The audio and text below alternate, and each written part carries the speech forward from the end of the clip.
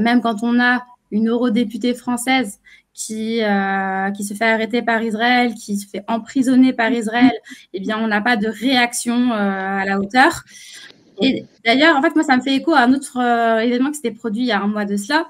Je rappelle que Macron lui-même s'était fait insulter par Netanyahou et il n'y avait pas eu davantage de réaction. Donc, même quand c'est eux, finalement, ils se laissent complètement faire. Donc, on peut vraiment parler de paillasson.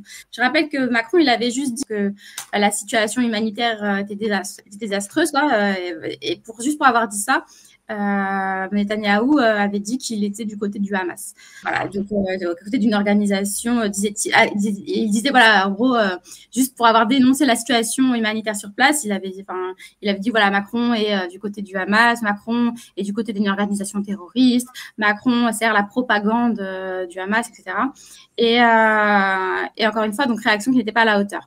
Déjà, en amont de cela, on avait notre ministre des Affaires étrangères qui s'était fait maltraiter par les Israéliens, même physiquement parlant, et à tel point qu'on le voyait bafouiller devant les caméras, on voyait vraiment qu'il avait peur, pas de réaction non plus. Donc en fait, on a tout un enchaînement comme ça qui nous laisse à penser vraiment qu'on est qu'on se retrouve avec un état paillasson, et on se demande, mais jusqu'à où, en fait? Jusqu'à où? C'est-à-dire, qu'est-ce qui va se passer après parce qu'en fait, là, Israël, comme on lui met strictement aucune limite, ils vont toujours aller de plus en plus loin.